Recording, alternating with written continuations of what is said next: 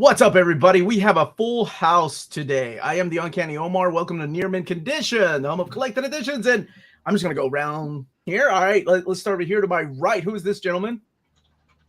Hi, I'm Kurtis from the Epic Marvel Podcast. You can, I'm just all over the place on Epic Marvel Podcast. Just search me on any social media. I'm sure you'll find me there. And a quick plug for my Substack, kurtisfindley.substack.com. I'm going to be giving away this copy of Kraven's Last Hunt to everybody who is a subscriber to my Substack will be in the draw. So there you go. Thanks for letting me plug that. Sure, man. I didn't know you didn't show me the script before you read it, so we need to talk about that next time. Let it fly. Let it fly. I just had to sneak it in there. We'll let it fly this time. And to his right is this young lady. Hello, my name is Ødfel. I'm a cosplayer, and I also talk about comics and unboxed statues here on YouTube. But yeah, I'm pretty much Ødfel on every platform, so definitely check it out. Awesome. I'm so happy to have this panel. You have no idea how rough this week is, and to have everybody here, all you amazing people. Below me, as always, pardon? is below me. Below you in so many ways. Below me is this man right here, Omnidog. What's up, buddy? Peace and love. Peace and love. I am Omnidog on Omnidog's Vault on YouTube, and thank you for having me here on Very Fine Condition. I love you, Omar. Throwing shade like at my house. You come to my house and you throw shade. All right, Jess, we'll talk about that later.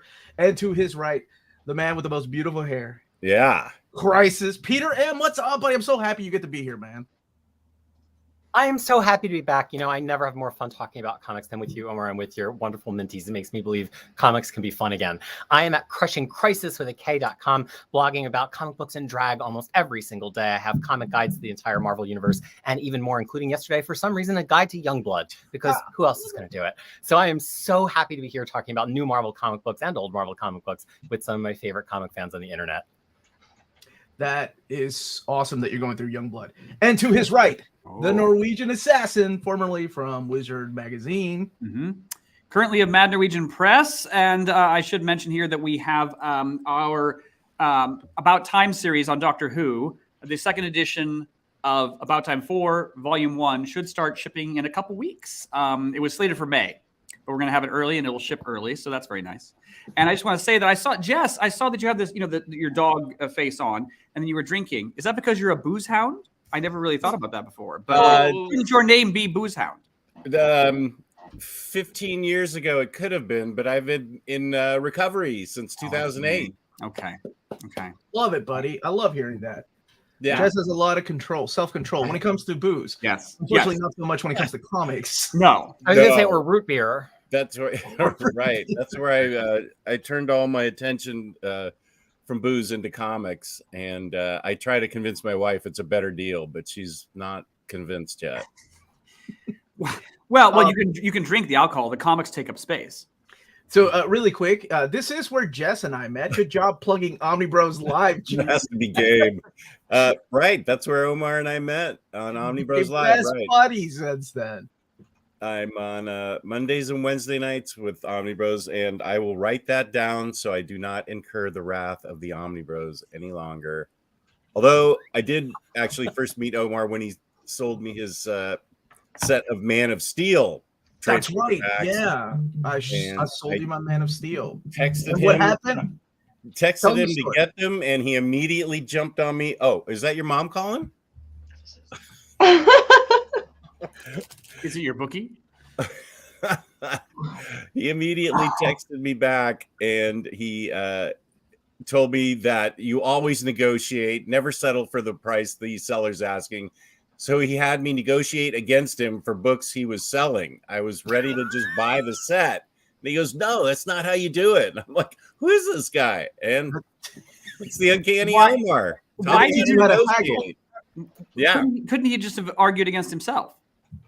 I could have put him on spin cycle. Yeah. But I was trying to teach him how to haggle. Let me show you how this goes. You offer me this much. I say, "I'm offended. How dare you?" And then you go, "Well, how about this much?" And then I'm like, "All right, well, you're coming up on the price. How about we meet here?" And then Jess goes, "Look, all I can afford is this." And I'm like, "All right, look, pal, meet me halfway." And I gave him the price, and that's what he paid me. And that's how haggling is done. I had to teach Jess how to haggle. But yeah, I forgot that was our first interaction. I was selling my Man of Steel think the trade paperbacks, right? Because Yeah. I was getting the custom Omnis. Oh, okay. Oh my I gosh. still have those. That was like 9 years ago or so. But here we are together, and thank you to David Gabriel and all the folks at Marvel for putting these solicitations for us. We're looking at the June solicitations for upcoming collected editions. The June solicitations with the comics and collected editions will be available everywhere, probably mid-March, usually when they do it. Like the second or third week of March is usually when they do it. So even though it's June solicitations, I always like to stress that there are books in here that are not going to be coming out until later on in the year. So much so that we got books in November, but they're solicited in June. So that's when pre-orders take place. That's when you hear me talk about the FOCs, the cutoff dates for your pre-orders. That's when they take place, is in June. So, congratulations, Peter. I didn't know that. Good for you, buddy. Yes. What? Very nice. We're just having a whole separate conversation in the chat. Everybody knows the real party in these live streams is in the chat, in the live chat. Right. We're just here. I'm ignoring the chat. What are you guys talking about in the chat? Quickly, did you all see the headline about the guy who tried to commit murder with the live stream chat? Did he disappear at 12:40 on Thursdays? No, he actually, and this is real. He recorded a thing for YouTube and then tried to pretend it was a live stream as he went out to murder his girlfriend. And what? Yeah, so that when the police asked, he could go, "Oh well, it couldn't have been me. I was live on YouTube." Except, the police employ investigators who can figure this out. And for one thing, like the live chat wasn't active, and he was just like, "Oh well, there was just a problem with the live chat." It's like, or you could have been off murdering your girlfriend. Whatever happened to just breaking up? That would be an option as well, one would think. Yeah. But yeah. So. Whoa. All right, way to turn this party down. Yeah, wow. If you had a superhero name, you'd be Captain Buzzkill. But we have us here. But the live chat is working, so none of us are out murdering anybody right now.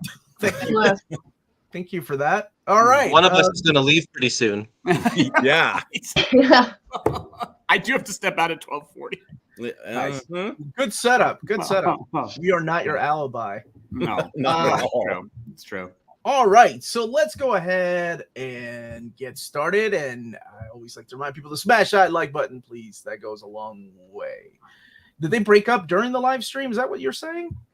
Well, in a pretty permanent way, yes. Yeah. He would review, among other things, Doctor Who action figures. And a friend of mine was like, I was watching that guy. He would review Doctor Who action figures. Oh. Okay. Are we starting? Yeah, I guess we're starting on that note. All right. So, wow. Look at the panel. So we're over here to your left, and we're kicking it off with Incredible Hulk by John Byrne and Joe Casey Omnibus. And this is the Incredible Hulk 468 to 474, Hulk 1 through 11, Hulk Submariner 98, X-Man, and Hulk 98. I believe that's the first time that's been printed in oversized format. Most of the stuff has. True. Hulk Annual 99 and Rampaging Hulk 1 through 6, 768 pages, $100.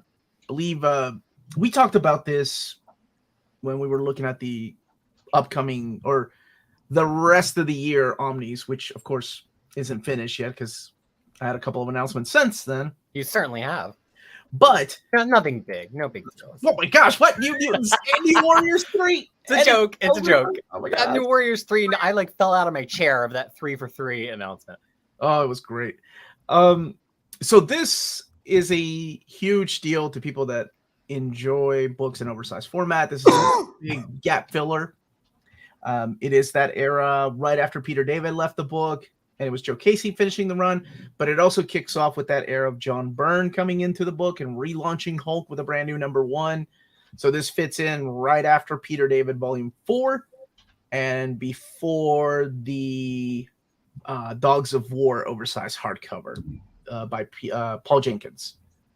So it's an amazing. When I look at this map, and especially after all of Kurtis's enthusiasm for it last time, I really dug deep. It's like they could have maybe squeezed in that little end run of Incredible Hulk into the last Peter David omnibus, and nobody would have said anything. But it would have left us with a gap. And I just like that Marvel is thinking about people with bookshelves now. It felt like for many years they weren't. And now they are, and they're like, oh yeah, people would probably really appreciate this. This would complete a set. This will allow our map to extend. Yeah. And like, you know, I think that's the net impact of many fans out there like you who like are giving us a voice, and it's fun. Hey, Omar, I have an idea. Why don't you actually contact Marvel to see if they can get Marvel Twitter page to tweet out your overviews of you? Thank you so much. That's a great idea. I will ask. A swell collection of terrible comics. I am not here to say that this is the best. Don't go to the chat. It blocks my face. I'm not digging it. Oh my gosh. Here, Jess. You see me all the time. No, now the red bar is. What are you Oh doing? my gosh. You know what? I just can't win with you. You're fine. You have quite a rider to be on these shows. Did you get all of your red M&Ms as well? Yes. Full bowl. Good deep cut there. All right. Next up is Jeff Loeb, Tim Sell, Daredevil Gallery Edition, another book we talked about and one I'm very excited for. So that is the direct market cover here on the right-hand side. And then this is the standard edition cover, both by Tim Sell. And Collecting Daredevil Yellow, 1 through 6, 168 pages, $50. So these are the big oversized books. They're taller than absolute editions. And they're beautiful books. Yeah. This one's totally worth it. Art-wise, it's just incredible. Yeah. Some of his best work. Yeah, it's gorgeous. I wonder if they'll do the rest of the Tim Sell, Jeff Loeb color books, like the Captain America. They might. I mean, if they're doing Spider-Man Blue in this one expects they'll probably finish it out. I hope they do Gambit and Wolverine then, and call it Gold. Yes. Or whatever. It wasn't one of the color ones, but you're right. Kurtis, do you collect these? The gallery editions, I haven't bought any of them, but I have this story already in a couple of different formats. Yeah. It's just so good. It's excellent. I just wondered if this was breaking news that you bought something other than Epics. I just want to know how much you're paying James to just write hashtag Team Omnidog when no one's talking about Team Omnidog. Everybody's talking about Omnidog. Oh my they gosh. always do. What do you mean? What? They always do. James is my boy. I'll remember Let's that. see some hashtag Epic Marvel Podcast. Come on. There you go. I think Ødfel is going to get everything. Hashtag Ødfel. No. Oh, no. Yeah. Daredevil by Mark Waid, Omnibus Volume 1. This is getting a new printing. So came and went. Both Volume 1 and 2. Volume 2, I think it will be in the next solicits, but this is due out in November. This is a contender for the best thing Mark Waid has ever written. I mean, this is really good. Oh, wow. It's great. It's great. It's a great run. It's a lot different than the run that came before it and after it. That's for sure.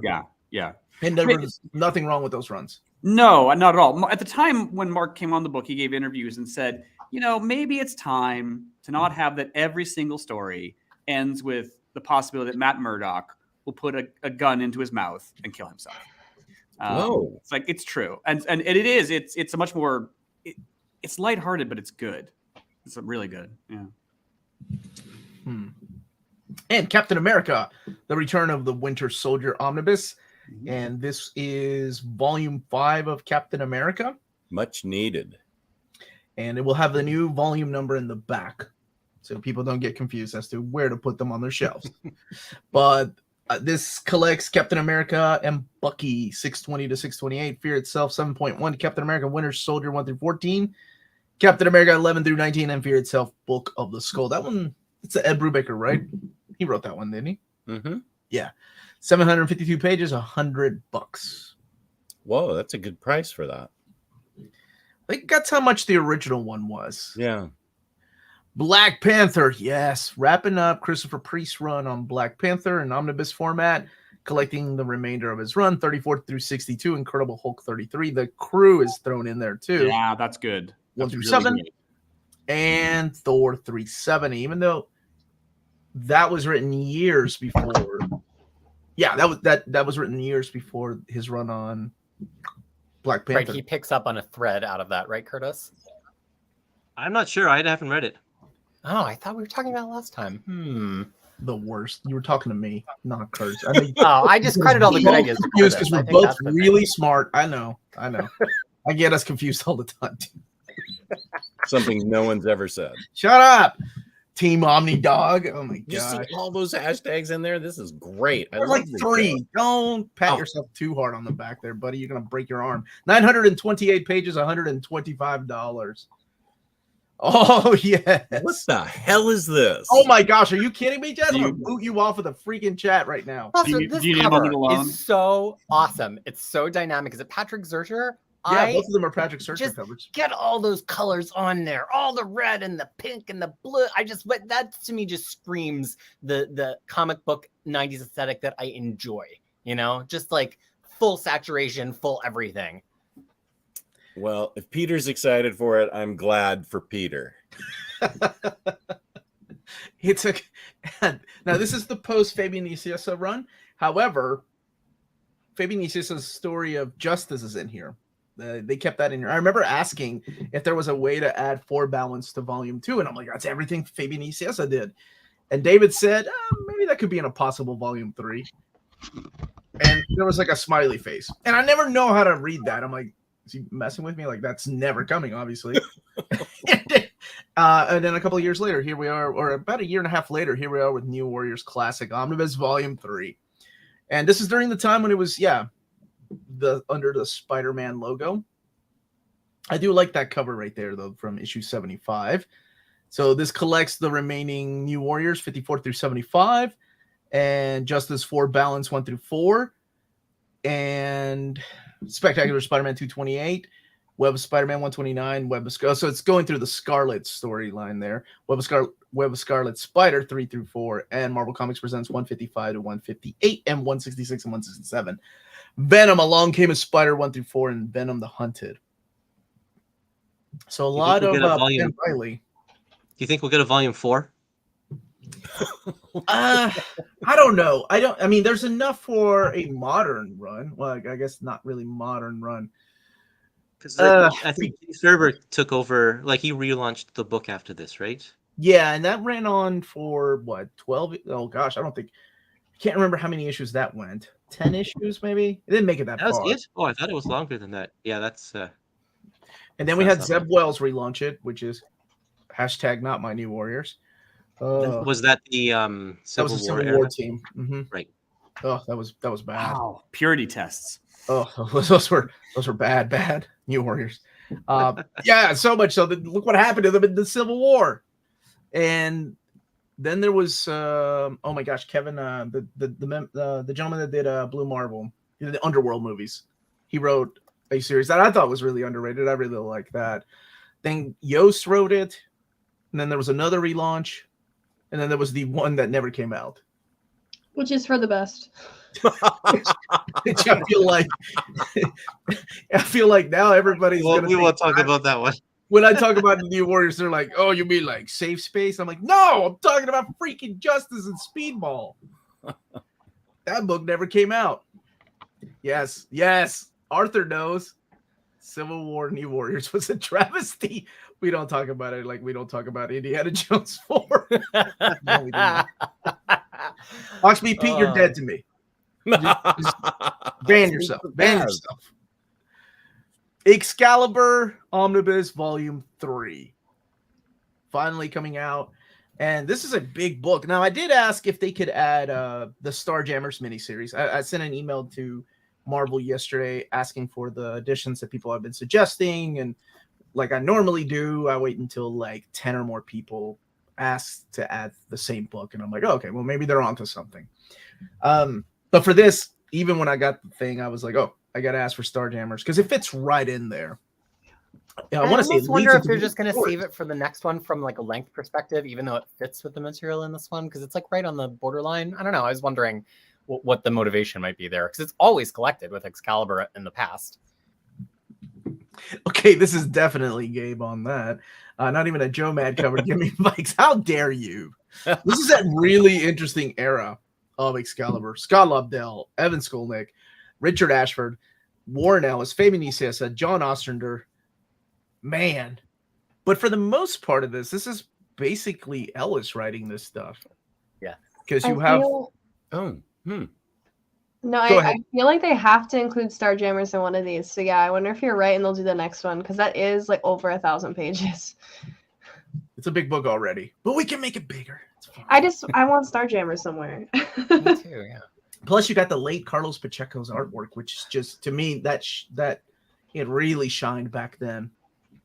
And also, if I can just be an Excalibur nerd for a second, like the beginning of this is actually way under collected. That little spread of issues right on either side of Fatal Attractions after Alan Davis is off the title and before they really get tightly integrated with the books, starting with Phalanx Covenant. And there's some good development in there, especially because it's like the end of Rachel Summers as Phoenix, and then she does the whole time swapping place with Britannic, and that's all in here.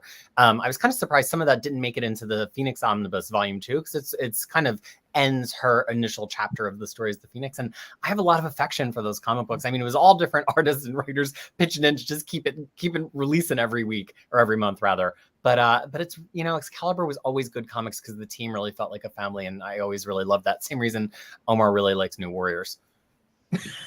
Yeah, exactly. That's exactly what. Did you put a number on how many people it takes to get you to suggest something to the top brass at Marvel? Like 10? Yeah. Because I mean, if it's like 2 or 3 cats, man, I can't say a word. Well, I think we're long overdue for an Inhumans omnibus, obviously. No, nothing like that. No. What if there was an Inhuman in the New Warriors? Then would all right, that's 5.5 people then that have suggested an Inhumans. Because I'm counting Geo because I love Geo so much as 1.5 people. No, I'm honestly surprised we don't have that. I don't know, man. Maybe they're still recovering from the Inhumans TV show. That was supposed to take them off, and then the Inhumans were replacing the X-Men. We had a bunch of oversized hardcovers for a while, and then came and went so fast. I never saw it. I don't think Death of the Inhumans even came out in oversized. Has anybody actually seen the Inhumans TV show ever? I saw the first episode. I watched the first episode. I watched all of it. Whoa! And he loved it. It wasn't great. Shockingly, I vaguely recall they tried pumping the first couple episodes into IMAX theaters. Yeah, thought it'd be enough of a novel. Oh yeah, you're right. Like the first 2 or 3 episodes, attracted them, and I don't know why going to watch the first 2 episodes of a television show and IMAX is. I will say that I loved the cast of the show. I thought it was littered with excellent actors. The story just didn't go anywhere. It was so boring. It was not great. It had a pretty good cast, I thought. It was a special effects were Cast was great. Cast was excellent. If that's how it worked, we would have 10 Ghost Rider Omnis. Now, before Jess gets me in trouble, let me clarify what I mean. I'm not talking about suggestions for Omnis. I'm talking about suggestions for additions to books that have already been announced and solicited. For example, what we're talking about here is adding Starjammers 1 through 4 to see if Marvel can do it. There's a couple of books I suggested for Wolverine Omnibus Volume 4 that were not in the Omnibus. And, sometimes they say no, and sometimes they say, yeah, let's do it. So you never know.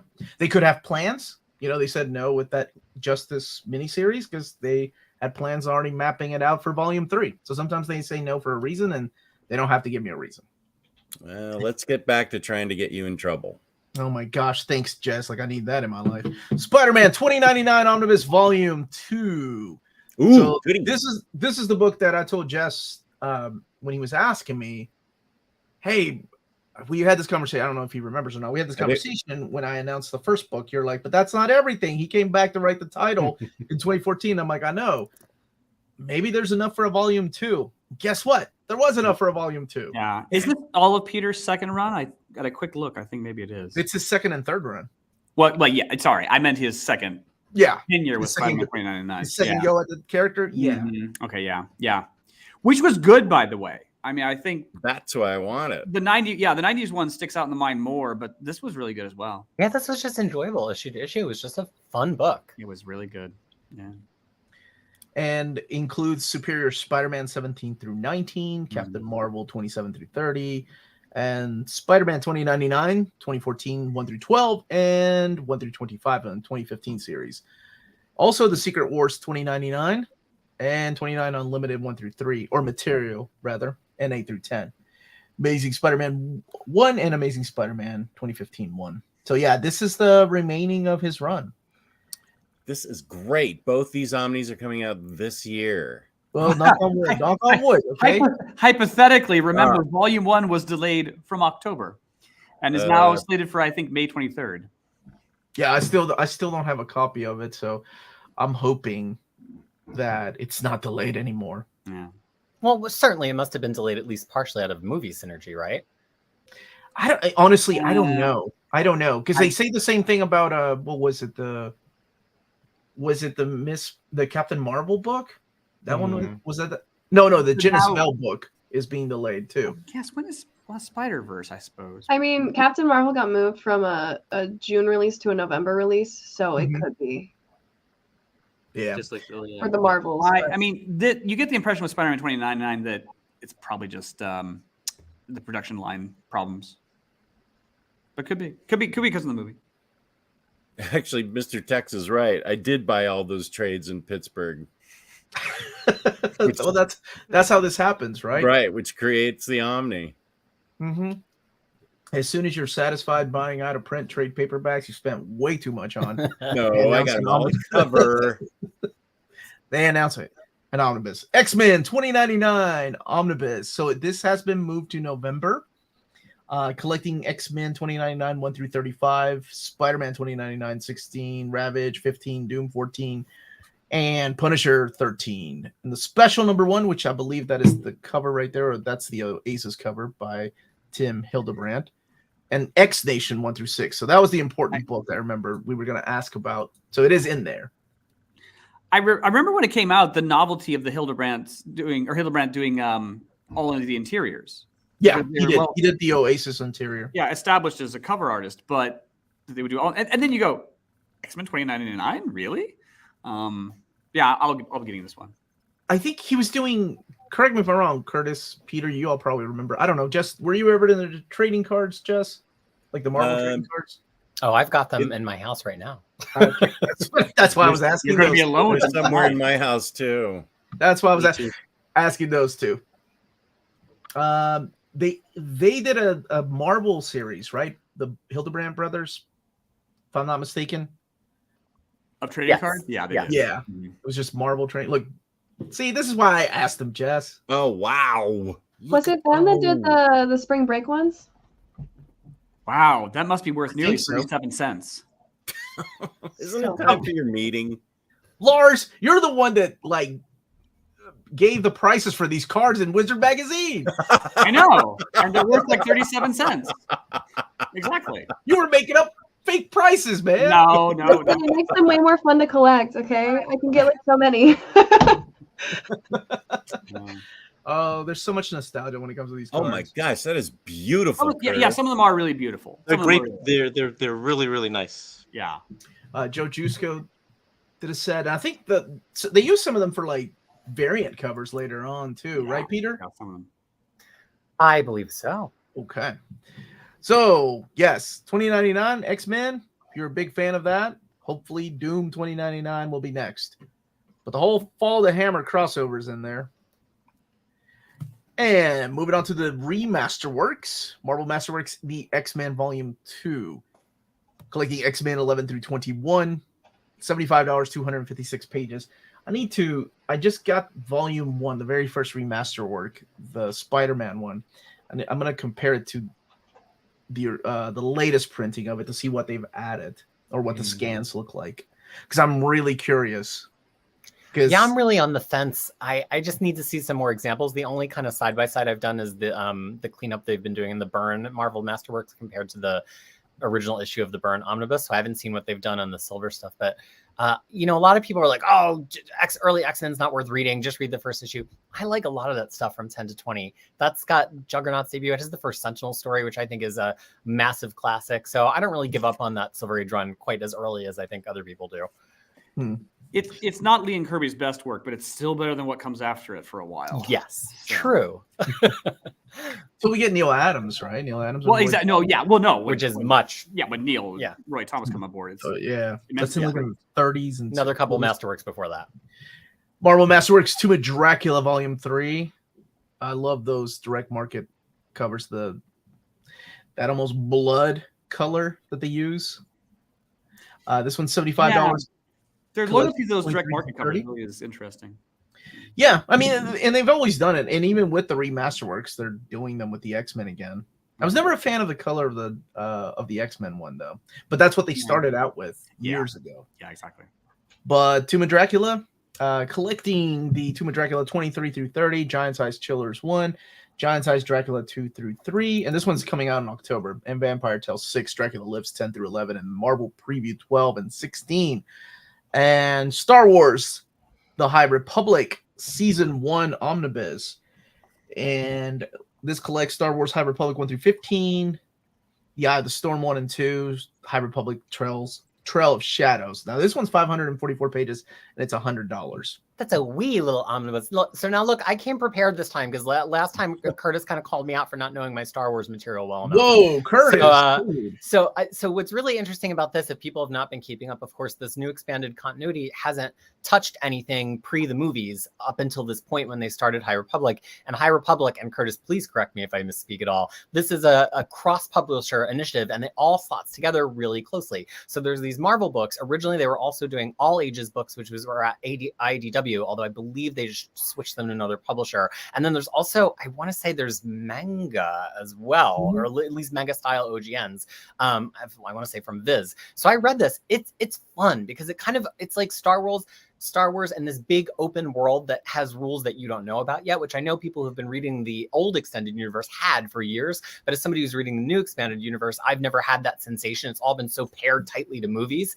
And it actually integrates really well with the all ages material, which I think is like just as strong as the main material. So I kind of am hoping Marvel's going to recollect the all ages, but probably not oversized. They've done it in a thick trade, but it all duets with each other really nicely. And it's fun. It's big, adventurous, kind of Wild West, but not in the Boba Fett Mandalorian Wild West way. Wild West and like unexplored planets, unexplored dynamics. And I really just had a lot of fun reading it.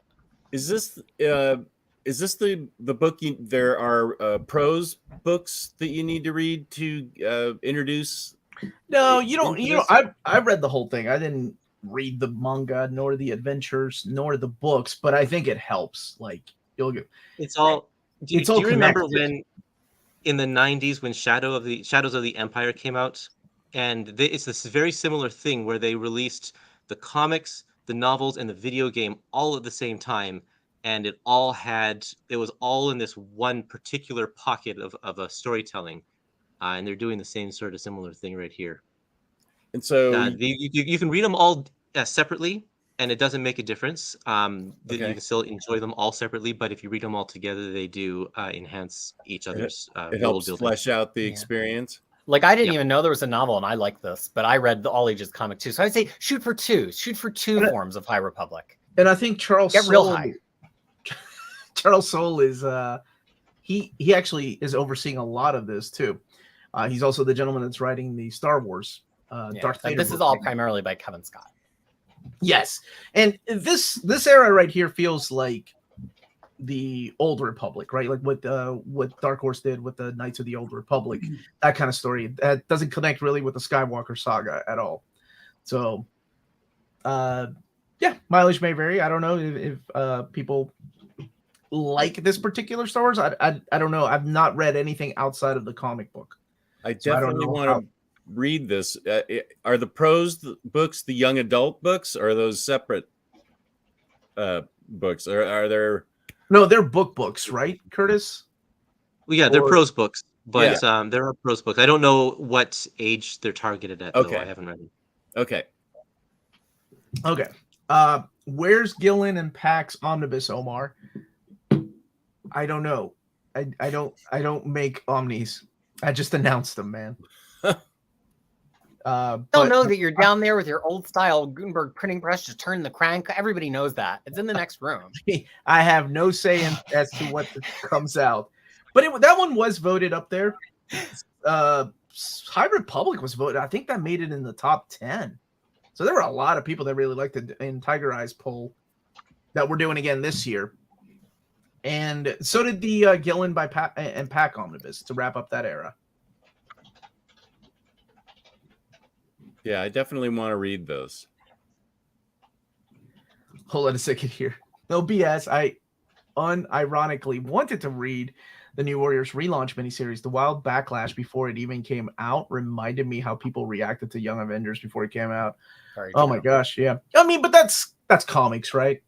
And even comics before the internet, when they weren't on the internet, it was comic book stores. People were filling with all these negativity about things that haven't even come out. Now, if you're talking about the New Warriors, like with Safe Space and those characters, you're probably right, though. That book probably sucks. We will never know. It's lost media. Lost media for truth. Alas, my time is up, and I must now slide down the bat pole No. and disappear. I know. Thank you all for letting me participate as always. It means a lot. So, good luck. Glad to have you. Good Thanks, to see you, Lars. buddy. Be good, man. I'm amazed Pack Vader run outlasted the other two Vader runs. And that one, It's amazing. It's good. Amazing.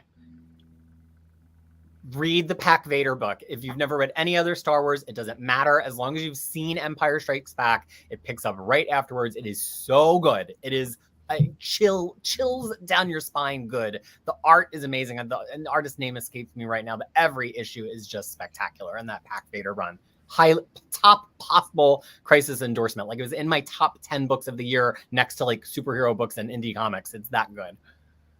whoa, that's some high praises. Yeah. Amazing Spider-Man by Zeb Wells, Volume 5. I have to ask, I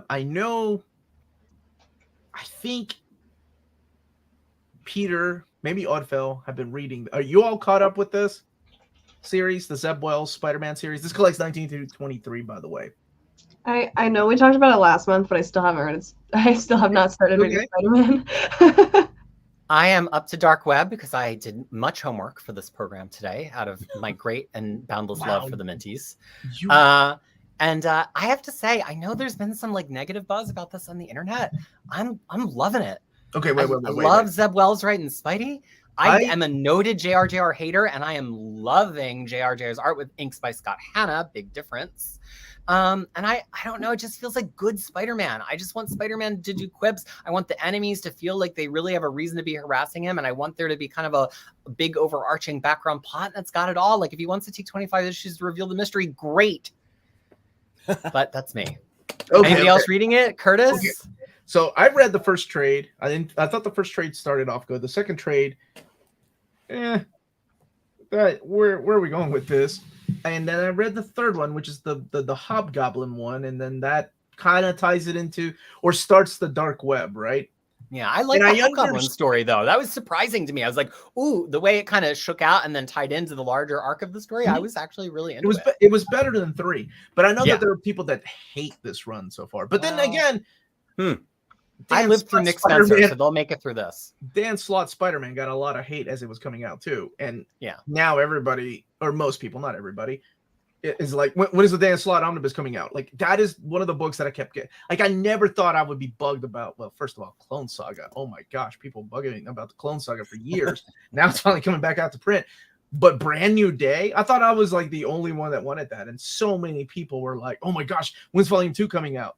I had no idea people were, because when that book was coming out, people were like, "This isn't my Spider-Man. This isn't Spider-Man. Spider-Man died with One More Day." Whew, man. You know, as an X-Men fan, I'm used to the idea of only liking things that make me nostalgic. But sometimes you just have to realize, like, if that's the zone that you get in, then the only pleasure you ever get are these like 5-issue Symbiote Spider-Man series or Extreme X-Men series where they roll out the old head to write them. And you can enjoy those too. But like, I would like to continue to love comics. So I try to find new ways to like the new comics, even if they don't scratch that particular nostalgia itch in the middle of my back. I got to say, Rick, like, there are people that haven't.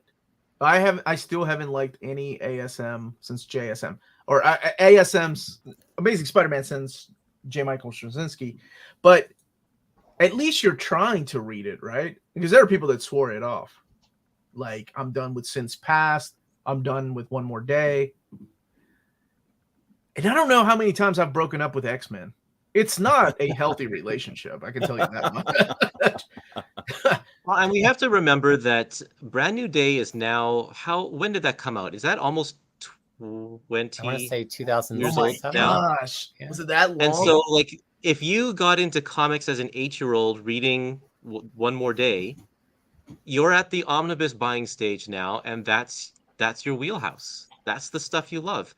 All of the people who are 15 or 20 years older than you are the ones who are saying they ruined Spider-Man forever. I'm never buying Spider-Man. But there's a whole other market of a younger generation that love this stuff. And so, yeah, let's put it out there. Let's get it out there for those people. Spencer and Wells are terrible. Wish we got Donnie instead. I wish we got Zdarsky, but Donnie Cates also. I wish him well. I don't know what's going on, but he stopped. I mean, he stopped Hulk, he stopped Thor, and I don't know if he's ever going to come back to those books. Oh, okay. I don't know. I like I said, I wish him well. I think it's something really personal going on in his life, but he's not writing those books anymore. And he was in for the tying everything to the cosmic thing that he started with the Thanos book. Thanos. So yeah, it sucks, but also wishing him well. I don't know.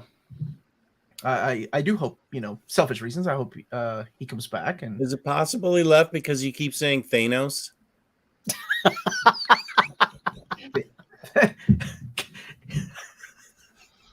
I've been corrected all the time, Jazz. All right, Avengers Assemble.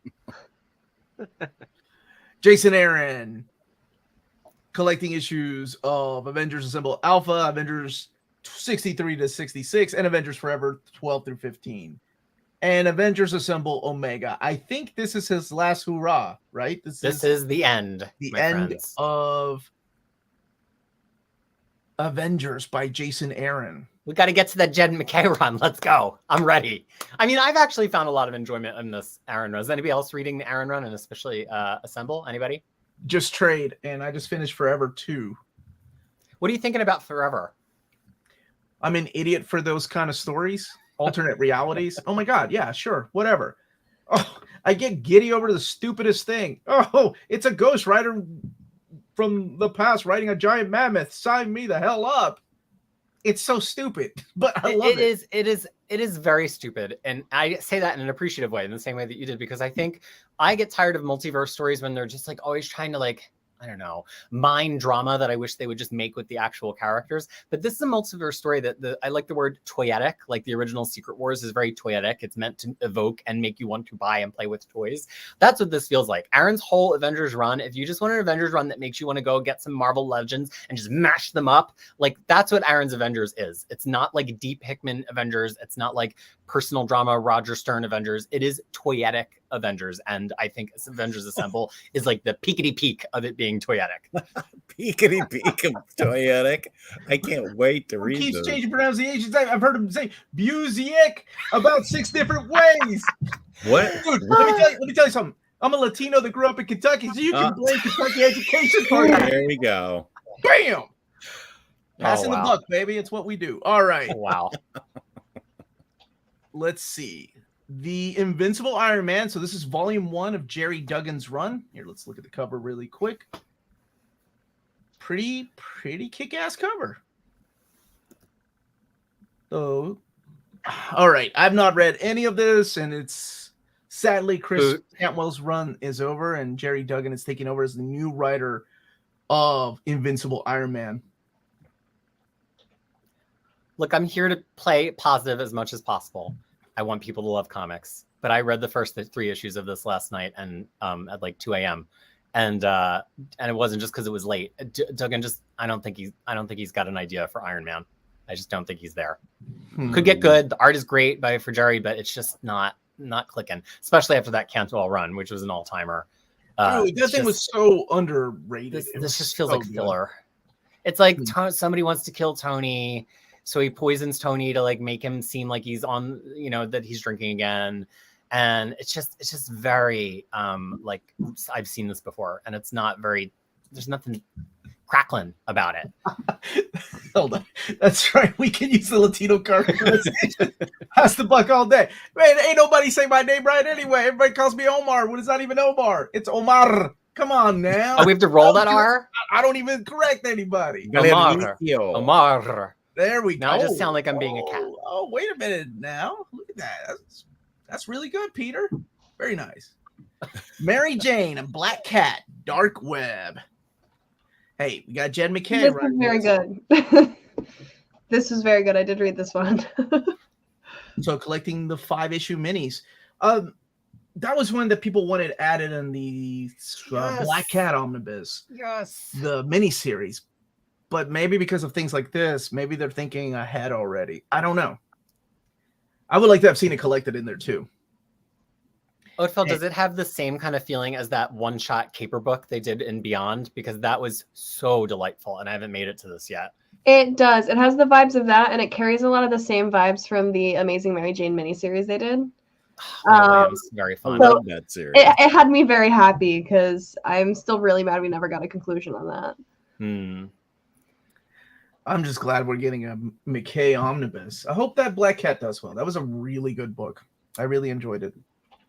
Excellent. I love that it was like the little book that could, like, every time I thought I was maybe the only person reading it, I would go on Twitter and like more people were talking about how much they liked it, or, you know, and it just makes me happy when good books find an audience, you know, right? Not every book is for everybody. That's fine. Yeah. But, you know, it's nice to find people who are actually reading. Black Cat was so good. And I hope somebody out there likes the Duggan Iron Man too. Yeah. Every book should have a friend. Well, I think the Iron Man collectors are going to read it anyway, right?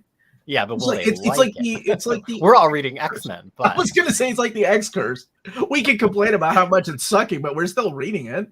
Jeffrey Scott Campbell only do covers these days. He hasn't. I don't think he's done internal artwork in years. Maybe he's still working on that Spider-Man book with Jeff Loeb.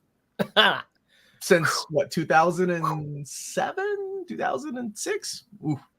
Never get excited. I blame Lars for that. That was in a Wizard article breaking news that book is coming. I'm pretty sure he wrote that article. If you want a good caper with demons, though, definitely check out that book, because who doesn't want a caper with demons popping out of nowhere? Love it. I'm loving this book. That first trade paperback was so good. Like, I read so Captain America is another one. Like, after Brubaker, where do you go from there? You got Rick Remender. We had ups and downs. Spencer, I actually liked his Sam more than I liked his Steve Rogers book. And then who did we get after that? The Return of Mark Waid with Chris Samney. I don't think anybody talks about that run, but it was pretty solid. And then we got Ta-Nehisi Coates, who I thought started off strong, and then that last part was just so dull. Typical of his series. It turned in. Oh no, I did like Intergalactic Empire Wakanda. I like that ending. I thought that was good. We could talk about that another day, Peter. But I want to talk about this book because I caught up on this and was talking to Omar about it pre-show because I was so excited. And you have now I don't know what else they've written. Colin Kelly and Jackson Lansing. Oh, they're so good. Because they're great. There was something that they just wrote that I read the other Aang day. miniseries by them is fire. What was it? Aang the Conqueror miniseries. Oh, that was essential it. reading. Yeah. That was great. But I really like this book. It was so good, and I gave it my stamp of. Have you read this run yet, Jess? I haven't. I've heard a lot of people rave about it though. So yeah, okay, I'll go out and get the trade so you can all get your oversized hardcover. Not yet.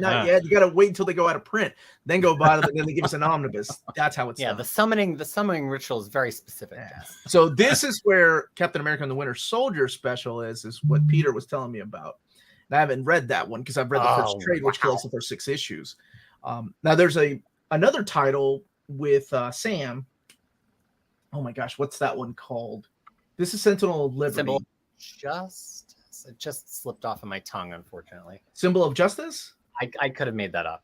That sounds about right. But this one's solid. I like it. But I'm ready to go off on this. But Kurtis, Ødfel, have you read this? I haven't. Is this the most recent cap? It is. Symbol of Truth. Thank you all. I was close. Kelly and Lansing are taking over Guardians of the Galaxy. Okay. All right. Now I'm excited. It's time to get excited about Guardians again. And you know that when 2 people are writing the Guardians of the Galaxy, it's just magic. That means it's a good one. That means it's going to be great. I did read their Kang series, but I haven't read this yet. And I mean, Kang was a phenomenal mini. So if it's the same energy for the writing, I'm down. Yeah, so let me just briefly, I'll get 60 seconds to extol the virtues of this Captain America book. First of all, Carmen Carnero, every issue in interior art, every cover, she doesn't even care. Like it's the 80s. She's just there. She could probably do another ongoing comic and it looks amazing. Okay, 1.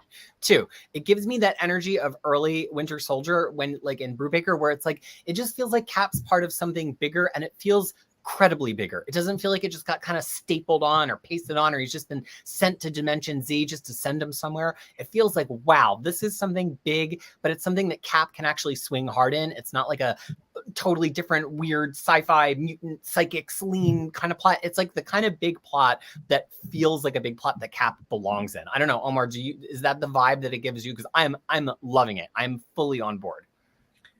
I'll tell you what really surprised me is that they don't play it safe. No. They're doing something different with the character. It's not like Red Skull and the Nazis are behind everything. So that was a nice break. Now, of course, I haven't read the next book, and everybody... No, you can still sure. You're good. You're good. I read everything in this one. They can be laughing at me going, oh, little does Omar know that Red Skull and the Nazis are behind everything again. Well, and I like a bad guy that you can root for a little bit, which this book I mean, they're bad. They're definitely bad. But especially once you read this Winter Soldier special, which has Kev Walker on art just crushing it, you will realize that there are some of the villains here that you kind of want to take their side a little bit. And I like a book with villains who you have to side with a little bit. Heck yeah. No, that sounds awesome. All right. Somebody, hold on a second. Somebody was saying that the Sam book was better. Oh, well, then I got to catch up on the Sam book. I read the first one. It was solid, too. They're both off to a really good start. But this one stood out to me. Avengers, War Across Time. So this is Paul Levitz and Alan Davis putting a story together called Avengers, War Across Time, collecting issues 1 through 5. I don't know anything about this. Have you heard anything about this series? Anybody? No, I'm just surprised to see Paul Levitt's name on there because he's usually DC. Well, I am too, right? And when has he ever done Marvel stuff? No, that's how they've been advertising this. Look, I haven't even seen it advertised. And holy crap, Alan Davis? Dude, this Jess, every time. This got your name all over it, Jess. You got Paul Levitz writing the story. Though that doesn't look like a Legion of Superheroes. Yeah, I know it doesn't, but Farrell Ladd might be in the background because it is Alan Davis drawing it. Yeah, this is the first time I'm hearing about this. I mean, it's one of these kind of like pastime things. It's I think it's to get another Kang book out over the movie buzz. I read the first issue, it was okay. I mean, Levitz sometimes can be a little old style, long winded, which I sometimes like and sometimes don't. But I'll read anything ultimately with Alan Davis. I'll read it on Marvel Unlimited for sure. All right, yeah, and it's right in there that it's his first Marvel story ever. That's amazing. Yeah. Well, good for Paul Levitz. That's awesome. Scarlet Witch by Steve Orlando. Let me just Jess, before you go anywhere, let me just show you the cover. Look at that. Whoa. Look at that. That's amazing. Jess. Woo! I've heard good things. Right? Do you even need to read the inside of the book, Jess? I don't think so. I've heard good things about this from Max Appelman from the Netherlands, and he's pretty picky, so I'm hopeful for this book. Now, Steve Orlando is one of these guys that is very hit and miss. Yes. Sometimes his miss. Okay, Jess. But this is drawn by Sarah Pichelli, who doesn't do a lot of internal artwork anymore, right? Ever since she finished out her run in Miles Morales, I don't think I've seen her in a lot of things. The last thing I saw her in was that, oh my gosh, did she do the Spider-Man? J.J. Abrams' son. Yeah. That book. That was the last time I saw her name in a monthly series. So that is really cool.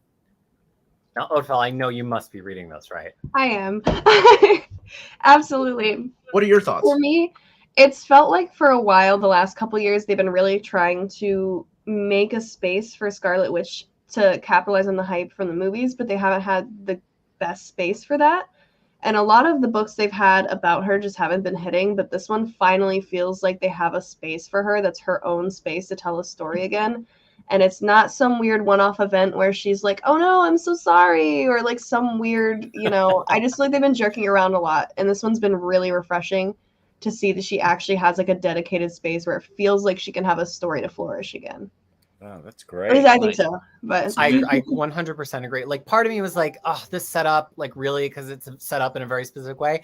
But then once I got over my eye roll that I do at like every comic book at first, like, I was like, you know what, this does. I felt the exact same way. I read it yesterday. It just gives her room to like have a character in a way that she so frequently does not. She's usually used in service to her own continuity instead of just getting to be her. Also, the second issue has an amazing backup with Scarlet Witch and Storm by Steph Williams. I'm going to start my petition now for Omar to interview Steph Williams on the show. I'll be continuing on Twitter afterwards. I think she has great energy. She writes great comic books. I've been following her on Twitter since she was just commenting on comic books in the RTs, and it's a fantastic story. I agree with that. Yeah. I just noticed that Polaris shows up in here. Yeah, next issue. yes, Okay. Huh. Yeah, and like I said, Steve Orlando is one of these guys that's very hit and miss. also And that like outfit. Can we Peter, just like Peter said, so good. and miss sometimes. I'm really, really glad that there's so much positive buzz for this. Yeah, I am too. We only want You know, good things for you, Jess. Thank you. I appreciate that. Daredevil and Elektra by Chip Zdarsky, who stopped by my announcement to say that let me finish the book before we could talk about a Daredevil omnibus. Because we were he commented on the announcement of the Spider-Man by Zdarsky omnibus, which by the way is great. It's everything he has written, and he's like, this needs my sad Spidey story from Howard the Duck, which is hilarious. But that's when I was like, well, then we need to talk about your Daredevil in omnibus format. And he's like, please let me finish the book before we talk about omnis. But this collects Daredevil 6 through 10, 112 pages, $15.99. Now, if you've been reading this, I always find it a task, like no matter what, whenever somebody does what is called a game changer in comics, how I always think ahead, like, how is the next writer going to undo everything? Oh, it was all a dream. I'm not going to go into spoilers as to what happened in the last volume, but something big happens, dramatically big happens in Matt's life. And it's just one of these things. I'm like, okay, where can they go from here? Obviously, they're going to do this because they can't keep that going forever. But I like the changes. Just like have you all read The Punisher? Jason Aaron's Punisher? No. Oh, Peter, it's good. I'm serious. Wait, he's currently writing The Punisher? Yeah. Oh, I didn't know that. I've heard good things about the new run. I just haven't touched it yet. Yeah, I know. Yeah, I was pissed about the change of the symbol too, but it's part of the story because he's now leading the hand. And when you read it, you're like, why? And then you're like, oh, wait, what does that mean then? It's good. I've really enjoyed it. Oh, that's right. He's leading the hand. Okay. It's solid, dude. Yeah, I don't care about the symbol. They put a paperback. date on his chest for all I care about. I just want to read a good comic book, Yeah. It's good. It's a good book. Yeah. Hulk by Donny Cates, Volume 2. This will be the last of the Donny Cates books. That's what I was talking about. Because Ryan Otley had to step in as a writer after Donny just kind of left the book, collecting issues 9 through 14. So I don't even know if they've announced the new creative team or not yet. I will never stop Zdarsky's Daredevil simply because Marco Kiketo. Is that right? Am I doing that right? Right, Kato. What is the pronunciation we're going with today? Jess, how would you pronounce that gentleman's name? Chicheto. Wow, so authentic, so good. If it wasn't pronounced like that, it could be now. Miles Morales, Spider-Man by Cody Ziegler, Trial by Spider. So now we've had the wrapped up the Saladin Ahmed run, and that's coming out in omnibus format. So this is the new era of Miles Morales. Federico Vincentini is the artist on here. Now let's take a look at the cover. Is he summoning lightning? Well, he's doing his Venom zap. Yeah. That's coming from the heavens. That's not a Venom. I know the Venom's thing that he uses. Okay. I wanted to get to this and I just ran out of time last night, but I really liked Ziegler and the rotation on those Beyond books on Amazing. Ziegler's were some of my favorite issues of it, so I just ran out of time, unfortunately, on this and the next one. which is a shame because they're two of my favorite characters, especially this next one. Oh yeah, let's talk about that one. But before we do, I just need to address them. 350 plus viewers. Omnidog Nation must be showing up. What are you paying these people, dude? You can't even keep Peter wants good things for me. My fans want good things for me too. Yo, wait a minute. Hold up. E-viewing is writing Monica I love e-viewing. Love. Okay. So I have to read it. I had never read anything outside of her work in comics, which is just, it's not that big anyway, right? She did the Ironheart book. Mm-hmm. And I love that book. I didn't like the character before E-viewing. Yes. Because it was a very stereotypical one-dimensional character that Brian Michael Bendis created in the pages of Iron Man and then Ironheart. And oh my gosh, did E-viewing actually make a character out of this little girl? It was so good. So I'm curious how this is. I'm very excited. I didn't realize this was out yet. As far as the floppies, I don't know how many of the floppies are out yet for this. But her writing is incredible, and the fact that she's on this book makes me so excited. Have you read it, Peter? No, and actually, you know what? How many issues are out? 1, 2. So it's only 2 issues out so far, and no, actually, the third one was out last month, so 3 issues out. No, I didn't get to it. And also, I don't want to rush through this because, like you both said, I love E-viewing on everything she's done so far, and I love Monica Rambeau. So I'm just gonna sit and savor it when all 5 are out, I think. Yeah, I'm definitely gonna pick up this trade if nothing else. Like, especially with the Warneck cover, like, so good. Let's see here. I'm new to this channel. Anyone heard anything about Doctor Strange Volume 2 getting an omnibus books? Are you talking about the Steve Englehart stuff, the classic stuff? Because that would be a Volume 3. Because we have a. Or are you talking about? Let me see. Doctor Strange Volume 2 getting omnibus books. Which run are you talking about? Just out of curiosity. Dr. Aphra, Star Wars. Alyssa Wong still writing this 26 through 31. So this is past the first omnibus. And Peach Momoko, continuation of Demon Wars Treasury Editions is coming out. I like the first one. It's beautiful. Mm-hmm. Mm-hmm. And this is another Treasury Edition, so it'll be a big oversized format. Which, if you haven't picked it up, if you want a book that's just an experience and like a really neat interpretation of Marvel, like I cannot suggest Demon Days or Demon Wars enough. They're just beautiful. I agree. I thought Demon Days was great. Yeah, beautifully drawn. I don't think E-viewing run on Ironheart was better than Bendis. A mid book from Bendis is still better. Oh, that's a Someone put him in timeout. I'm not going to put anybody in timeout for their opinions. Have you not seen the entire chat hashtag Omnidog? I know. I'm just full of bad takes. Every take is a bad take to somebody else. Bendis. Least I say, the better. Legion of X by Cy Spurrier. Collecting Legion of X 6 through 10 and X-Men Before the Fall, Sons of X. 176. I know, Warren. You ain't got to remind me about your love for Bendis. $19.99. And Trials of X Volume 12. And this collects Devil's Reign, X-Men 3, and X-Men number 8, Sabretooth 2 through 3. I find it interesting that they're collecting Sabretooth in here. Well, I guess they have to if that's a lead into the X-Files.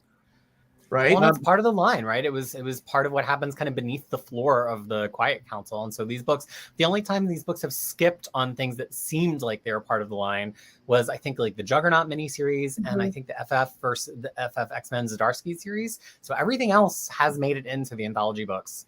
And Sabretooth, I mean, it did have other X-Men characters in it. It featured, Doug making some interesting choices that we don't get to see Doug make in the main book. So it was very much part of the overall tapestry. Is Legion of X a separate thing from the anthologies? No, that'll be in the anthologies when they get there. The anthologies are kind of dragging behind right now. They haven't even. They're still in like 2021. They're in Trials of X right now. They just are at the end of 2021, and Legion of X launched at the beginning of 2022. So it's just not quite there yet. I'm glad they're still coming out, though. That's a line that I'm glad that they did not drop. Extreme X-Men reuniting Chris Claremont with Salvador La Roca. There we go. All right. 112 pages, $15.99. And yes, this is one that I asked if they could add to the omnibus. I don't know. That's one that they might say no because they want to sell the trade paperback, or they might say yes. Like, what was it? New Fantastic Four and Peter David's Hulk companion omnibus. That's coming out, and it's also coming out in trade paperback format. Or it did already. Moon Girl and Devil Dinosaur, Menace on Wheels. Collecting, I didn't even know there was a new series. Good for her. Moon Girl and Devil Dinosaur. I need to watch the series with my youngest daughter. 1 through 5, $15.99, 112 pages. This one, I think that one dropped like spring of last year, but I bet they're reprinting it. I don't know if it's been collected before, but that might be like a re-release. Let me answer some questions. Oh, no, never mind. My dude, Peter's on. I don't know how Peter. Never mind. Peter's got you. Wow. Well, they might still like to see their question answered on air, Omar. Yeah, Doesn't even look like he's Everybody typing. likes a little uncanny Omar attention. You're in their on life. top of it, man. Would Inferno be read before or after Trials of X? As long as you read it after Hickman's last issue of X-Men. And honestly, I would probably read it after Hellfire Gala. It definitely is after Hellfire Gala. I think it's also after Trial of Magneto, which is what kicks off the Trials of X anthologies. Yeah. Inferno, I think we can take as read that it happens later than it was released. Like it happens when its final issue was released rather than when its like first issue was released, I think would be fair to say. Mm-hmm. Yeah, I feel like you could interchange Trials of Magneto and Inferno, but Trials of X is definitely after. There you go. Any chance of some Dawn of X Omnis? I'm sure one day we will get those. Right now, they're still going through those anthologies, and there's so much X-Men stuff that they need to collect in omnibus format. But it's a hot seller, so I assume they will one day. All right, Kurtis, you've been waiting over an hour to talk. Come on in, buddy. What are we talking about here? Amazing Spider-Man what? This is Amazing Spider-Man Epic Collection Volume 9, Spider-Man or Spider-Clone, featuring the very first Clone Saga storyline. This is, what is it? Amazing Spider-Man 143 to 164 plus Amazing Spider-Man Annual number 10. Look at all these great creators. This was a period where there was kind of the creators were kind of rotating, and the artists were a little rotating as well. So Jerry Conway, Len Wein, Archie Goodwin, Bill Mantlo, all writing issues, fill-in issues here and there, and penciled by Ross Andrew and Gil Kane and Sal Buscema. Again, Jerry Conway and Ross Andrew are the main people on this book, but we get these other guys in here every once in a while too. This is good classic 1970s Spider-Man for those of you who really want that Peter Parker in college working at the Daily Bugle, classic Peter Parker, Hold on a second. The release plan for the Hickman and X books on X books don't exist. Somebody's drunk and slapping together X books as evidenced by their pricing model. Not me. I've been sober almost 15 years. I think it's hard to say how much of that could be collected in omnibus format. They could go ahead and start making omnis of the Dawn of X era. But then do you collect House and Powers of X in there? I mean, for completeness sake, of course, right? But from a publishing standpoint, that book is a hot seller. It sells by itself. Do you put it into an omnibus? Or do you reprint it as a hardcover? Yeah, I think that's like a special case where it's its own evergreen book that people will buy on its own. So like, why force it into an omnibus if you can just start the omnibus from X-Men 1 and be like, I'm sure you probably have all bought our House of X, Powers of X omnibus. Because people will be it's not upset. like it came in the middle of the run. Because people will be upset. I mean, I would be like, wait, but that doesn't make sense. That's like taking out the beginning of the story. And you need that to set up X-Men. So I don't know. That's a good question. I think, they have to wait until the whole era is over before they can say, okay, we can probably map out. Oh my gosh, it would be a lot. It's going to be a lot. That's a lot of omnis. Not as much as like Brand New Day, Big Time, those Spider-Man omnis, but it's going to be a lot. It's a big era. It's kind of front-loaded too, because I feel like they've dwindled, but there at the beginning, there was like 10 titles at once. Yeah. Well, if you think a lot of those anthology trade paperbacks are like somewhere in the 200 issue range ish, then I just turned off my light. That you probably could get like 6 of them per an omnibus. And so think of how many there was 14 or 15 in the first line. There were 14 in the second line. So like, we're talking about like 2 or 3 omnibuses per line of anthologies. Yeah, and keep in mind they also changed the name because remember they were going with the Reign of X, and then they said, "Oh wait, let's just restart it. We're going to call this era the Trial of X era." And I'm sure there'll be a Fall of X, Destiny of X. We still got to wait on those. All right. Speaking of X, that's a weird. Look at this. It has a variant cover. A variant cover on this X-Men Epic Collection. Yeah, talk to me about this one. What is this? X-Men Epic Collection, Fate of the Phoenix. This is the Dark Phoenix saga. It's getting a new printing and apparently a new cover. So this is classic Chris Claremont and John Byrne. If the original printing of this Epic Collection used a printer that was using extremely thin paper, so much so that you could like see the other side very clearly. And so this printing should be better. Especially if they keep up with the quality that they've been with for the last year, this will be a way better printing. Do you remember where that printer was? You're gonna make me get off the shelf. I can tell you. Now it's erased. Yeah, no, both of them are digging for their books. Jess is like, not me. I've got Omnis. It was printed by Fry Communications. Fry Communications. And they did a few books. X Factor Volume 4 was the same way with really, really thin paper. At Fry Communications, that was the paper stock they had on hand, I guess. Yeah, Xanar's saying the same thing, that it was Fry Communications. Oh, I mean, you can see this right through this page. And I know it's a white panel and like there's limits to what people can do. To be able to see it on camera means it's pretty thin. Yeah. Don't be speaking ill of Kentucky. We have the Sheridan printer. And our it also binding has the sucks, but we don't have thin paper like that. Oh. Wobbliness. Where was the Fry printer? Do y'all remember? I'll tell you in a second. Just think you're just keep the book out. Because I know right now they're being printed in Canada. Pennsylvania. Mechanicsburg, Pennsylvania. Cheese Mechanicsburg. It's poor guys.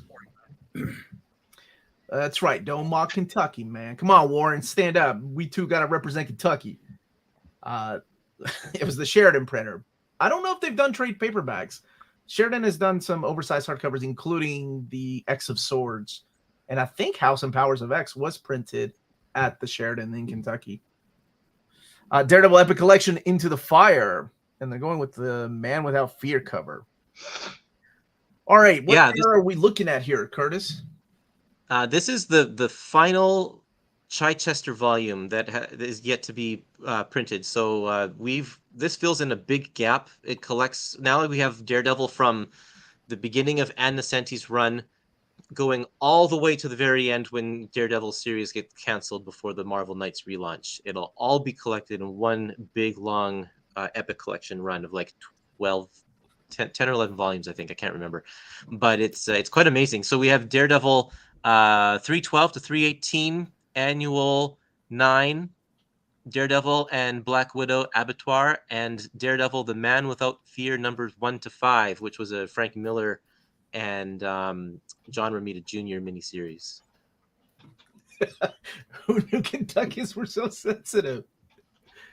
They're not, man. They're just big rivals here, dude. There's big rivalry here in Kentucky with 2 college basketball teams. These people argue over kids in their 20s playing basketball in the same state, Louisville or UK. Lexington, oh my Kentucky. God. Anybody that's been around here knows what I'm talking about. It's crazy. Thunderbolts, baby. The 90s represent. Epic Collection, Justice Like Lightning. Volume 1. A lot of people were wondering, why isn't this a modern era Epic Collection? Because it technically comes out post Onslaught, but I think it's still in that classic era before they switch the style of writing and art to really feel more modern. So it's good classic comic books if you like the 90s, that's for sure. Kurt Busiek. I've always thought that modern era isn't necessarily just before or after Onslaught, but it's like the trade era. It's like the era when everything was being written for trade, everything was coming out in trade. That's what I think modern era Omnis I- or Epics are. And I think I it think so, changes, too. right? Because that's the thing that's going to happen. This is going to, It if this changes comes out, for it changes in 10 years. They're going to release books that are be called Modern Era, and in 10 years' time, they're just going to reprint them with Epic, with the Epic Yeah. label on it. I guess in my brain, and I'm probably totally wrong, I picture modern era, that point in the early 2000s where everything went from colorful 90s like this to like very monotone colored grimdark 2000s. That's kind of my marker where I'm like, oh, we've crossed, because everything kind of had a shift there for a little bit. Everyone's in Yep. leather and it's raining. I really do think like that beginning of the Joe Quesada era of Marvel, that Marvel Knights era, Bendis on Daredevil, Ultimate Spider-Man. was that running era- concurrent to this Thunderbolts, but they have a different feel. So one's classic and one's modern. Mhm. Thor. Now here's Thor. He's a real Thor. Epic Collection, Hell on Earth. This is a volume 22, The Return of Roy Thomas, collecting issues 476 to 490 and annual 19. And Yeah, so this is Avengers filling in 23. this is filling in a gap as well. We have volume 21 and we have volume 23. So this is the second to last volume before Thor's title changes back to Journey into Mystery, because Thor goes to Heroes Reborn. This is a weird era for Thor. They didn't really know what to do with him at the time, and he's got this new armor and stuff, and it's not my favorite, that's for sure. This is right before Warren Ellis kind of takes over to try and revamp it as a last-ditch attempt before they cancel the title. And he was only on it for what, 4 issues before William Messner Lopes took over the book, right? That's right. Yeah. Yo, what's up, Keenan? How are you, brother? What happened with Thor by Donny Cates? We never got an OHC of that. Will they go straight to an Omni? We were just talking about that. We don't know yet because he kind of left the books, both Hulk and Thor. And we don't know if he'll be back, and any kind of, I don't know, any kind of hope for Omnibus and OHC kind of goes with that, right? Because if the creator leaves the book, then he didn't wrap up his stories. I don't think that makes for a good, I don't know. Then again, they could do another Avengers versus X-Men type of story. Tom DeFalco could just come in and write an ending, wrap up everything. Who knows? And the Fate of the Phoenix. There's a comment just up above a few minutes ago that I want you to address here. Who has the Dick Tracy rights? Where did that one go? I don't see it. Hold on a second. Where did it go? Well, It's not if you've just got the second. answer, who's got Oh, the it's answer? at it has at 220. Bradley Underwood. Okay. Fellow Kentuckian. I'll And find I just want to point this out because I work for the Library of American Comics, who did a complete reprinting of Chester Gould's Dick Tracy, and IDW had the rights. There was a co-publishing joint between Library of American Comics and IDW, but now that the rights have moved over to Clover Press, who is Library of American Comics' new publishing partner, and they are currently we are currently working on reprinting making new editions of the first 6 of these Dick Tracy books. I actually have one over right here. The first 6 were printed in this smaller peanut size format, and then when Library of American Comics took over with volume 7, they did them a larger size. And so we're going back and taking these first 6 volumes and doing the large size versions of them. So that's what we're doing with the license right now. And then we got a couple more Dick Tracy surprises coming up as well. So just wanted to share that all with you, just because someone asked there. Bradley Underwood, there's the answer to your question. while we're on this topic, Curtis, can you tell us who owns Bucky O'Hare? Bucky O'Hare, I believe that is owned by, I think, man, I don't really know. I think Larry Hama is co-owner of that still. Yeah, he might be with Michael Golden. I think they're still owners of that. He gets some kind of, I know when the toys were coming out last year, he got a little bit of the money from that. Curtis, while you're on, can you print the Man of Steel Omnibus, please? Okay, sure. Yeah, I'll get right on that. My printing press. Breaking news with Kurtis. Who owns Alf? Alf is owned by Paul Fusco. I think he is the sole owner of that. Okay. Anybody else got more questions for Kurtis? All We'll come back to the end of that. Yes, another Fate of the Phoenix. I gotta tell them about that little hiccup. Now this is the actual cover. You know what it is that Thor in Mortal Flesh is being reprinted as well. So I'm pretty sure that other listing up above was for Thor in Mortal Flesh, but it didn't get the right text to it. Bradley, Kurtis likes answering questions. We're good, brother.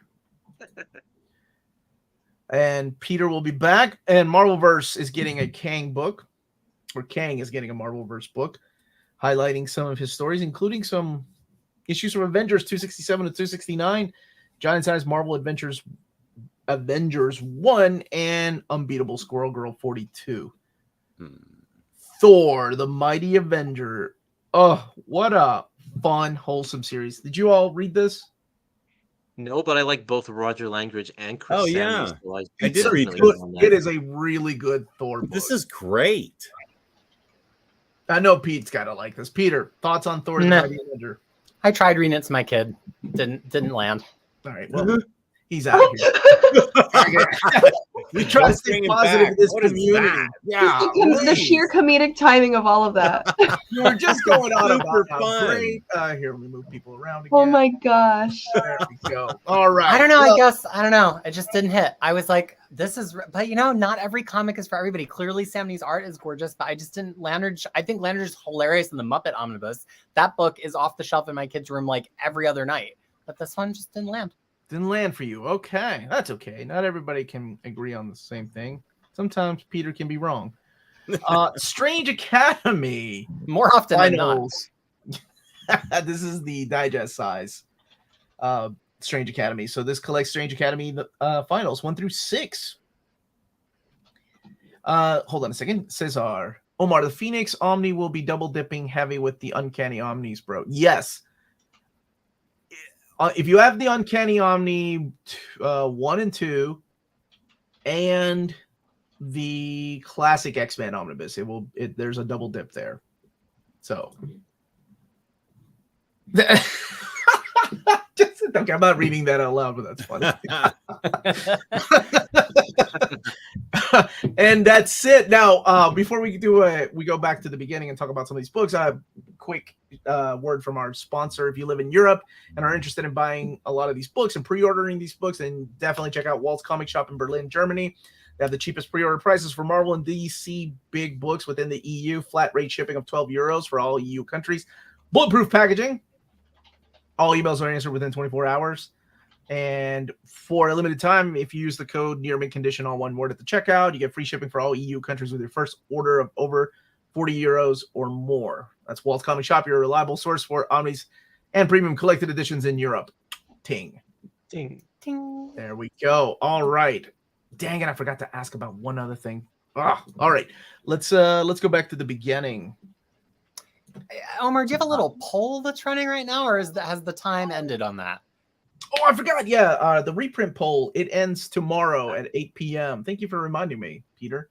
Yeah, to vote for the most wanted omnibus reprint, and then we're going to be working on the most wanted Marvel Epics.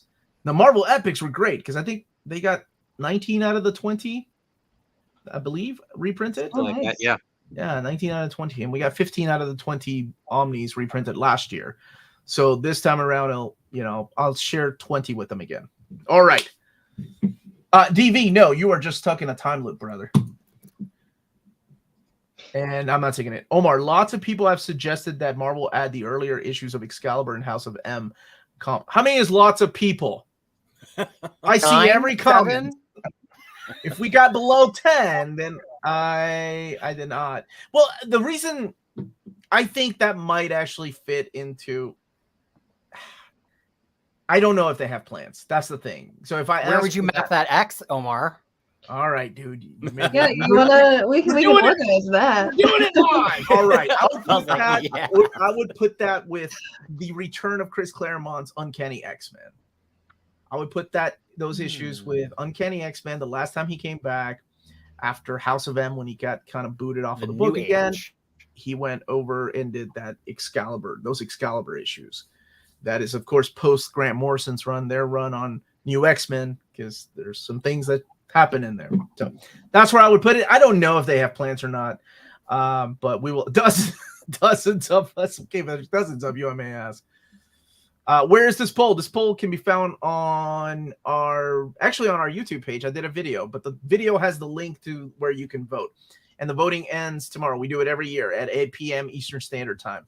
Omar Keen, you do that again, but really punch up the word. Well, no, I'm not doing that again. All right, we're going to go through these really quick, and then we're going to be talking about what we're most excited for. We have Hulk by Burning Casey Omnibus. And then we have Daredevil Gallery Edition Yellow, or Jeff Loeb and Tim Self Daredevil Gallery Edition. Daredevil by Mark Waid, new printing. And Captain America Return of the Winter Soldier Omnibus. And Black Panther by Christopher Priest Omnibus Volume 2. New Warriors Classic Omnibus Volume 3. Excalibur Omnibus Volume 3. Spider-Man 2099 Omnibus Volume 2. X-Men 2099 Omnibus. And Remasterworks, Marvel Masterworks X-Men Volume 2. And Tomb of Dracula Volume 3. Star Wars High Republic Season 1 Omnibus. I think they're going to have a total of 3 seasons, if I'm not mistaken. Oh my God. I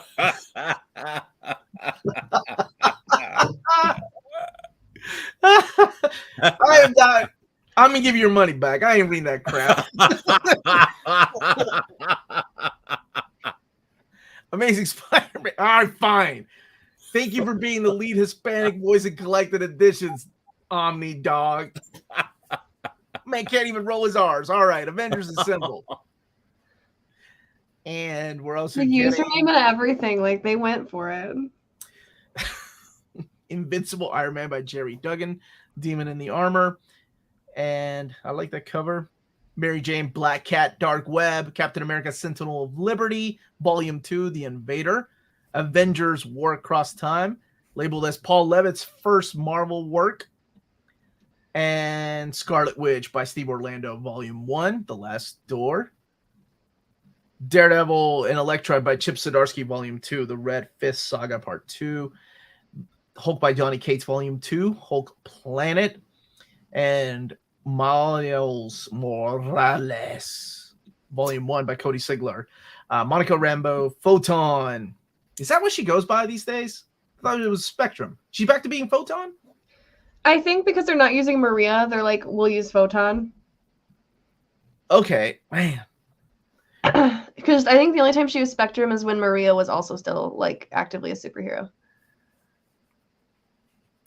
Star Wars, Dr. Aphra, Volume 6. Omar can't flip tortillas on the stove because it burns his little baby fingers. I'm going to tell you, though, really quick, in case you don't know, we don't like tortillas in Peru are different than they are in Mexico. And like, you know how they got like flour tortillas? We call omelets like tortillas, which is the same thing that they call them in Spain. So the first time I ever seen a tortilla, when I ordered one at a Mexican restaurant, I made a mistake. I got a flour tortilla. It's not the same thing as in Peru. There's a little known fact that you all can go and share with the world. Demon Wars Treasury Edition. And that is a continuation of Peach Momoko's story. Legion of X Volume 2 and Trials of X Volume 12. Extreme X-Men by Claremont and La Roca, A New Beginning. Now, this takes place during... did you read this, Peter? You're an X guy. I haven't yet. It's set in the period, though. It picks up right at the end of where the series ends. Mm-hmm. Thank you for that. And Moon Girl and Devil Dinosaur, Menace on Wheels. Kurtis, your time to shine. What are we looking at, buddy? Amazing Spider-Man Epic Collection Volume 9, Spider-Man, a Spider Clone, the Clone Saga. Not Mighty X-Men. Thor, Immortal Flesh, new printing. They are doing a new printing of Immortal Flesh. So this was one of the rarest Thor Epic Collections for the longest time. So rare. It took over the X-Men. And... Yeah.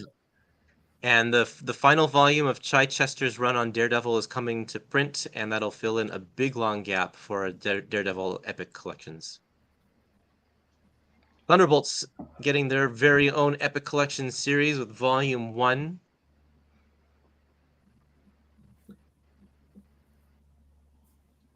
And Thor Epic Collection, Hell on Earth, Volume 22. This is the tail end of the first Thor series, coming to a close just before Warren Ellis's run.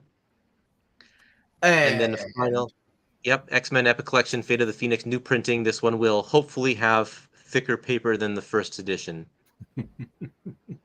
Well, I mean, they haven't used the Fry printer. I can't imagine why it would, though, right? They've been using that Canadian printer. That's right.